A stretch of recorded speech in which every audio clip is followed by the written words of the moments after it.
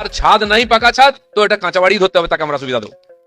জেনে রাখুন, সেই জন্য যারা এটা নিয়ে একটুখানি সন্দেহের মধ্যে আছে তাদের পরিষ্কার বলে দেবেন, যদি একটা দেওয়াল, দুটা দেওয়াল, তিনটা দেওয়াল থাকে, সাধারণত টালির বাড়ি করলেও 3 ফিট অব্দি পাকা দেওয়াল করতে হয়, নাহলে জল বৃষ্টিতে ঢুকে যায়। সেটাকে আমরা কাঁচাই ধরবো। পাকা ছাদ নাই তো কাঁচা বাড়ি, এটা ধরে নিন, সেভাবে সার্ভে করুন।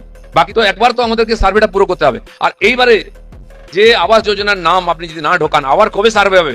5 বছর 10 বছর পরে সে মানুষটা 10 বছর পিছিয়ে যাবে, সে বাড়ির সুবিধা পাবে না। তার দোষটা কার হবে?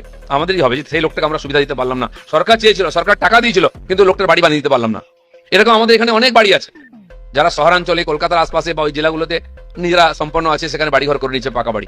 কিছু টেকনিক্যাল প্রবলেম ছিল, টিনের বাড়ি, টালির বাড়ি, এসবেস্টরের বাড়িকে পাকা বাড়ি করে ধরা হচ্ছিল। কেন্দ্র যে আইন বানিয়েছে তার মধ্যে এগুলো ছিল না। আমাদের এখানে ওইটা কি ধরেন, তাহলে তার কাঁচা বাড়ি নাই? আজকাল মাটির বাড়ি, খড়ের চাল কোথায় আছে? আর কেউ করে না, প্রায় নাই। তো মাটির বাড়ি হোক বা দেওয়ালে যদি পাকা হয়, ছাদ যদি কাঁচা থাকে, সেটাকে আমরা কাঁচা বাড়ি হিসাবে ধরবো। এটা মাননীয় শিবরাজের সঙ্গে কথা হয়েছে, মন্ত্রী বলেছেন ইয়েস। আমাদের মুখ্যমন্ত্রী আগেই ঘোষণা করেছেন যে ওটাকে আমরা কাঁচা বাড়ি করবো, আপনারা সার্ভে করুন। সেটা যারা সার্ভে করতে গিয়ে ভাবছে কি করবো, কিছু ভাবা দরকার নেই। তার ছাদ নাই পাকা ছাদ, তো এটা কাঁচা বাড়ি ধরতে হবে, তাকে আমরা সুবিধা দেবো। জেনে রাখুন, সেই জন্য যারা এটা নিয়ে একটুখানি সন্দেহের মধ্যে আছে তাদের পরিষ্কার বলে দেবেন, যদি একটা দেওয়াল, দুটা দেওয়াল, তিনটা দেওয়াল থাকে, সাধারণত টালির বাড়ি করলেও 3 ফিট অব্দি পাকা দেওয়াল করতে হয়, নাহলে জল বৃষ্টিতে ঢুকে যায়। সেটাকে আমরা কাঁচাই ধরবো। পাকা ছাদ নাই তো কাঁচা বাড়ি, এটা ধরে নিন, সেভাবে সার্ভে করুন।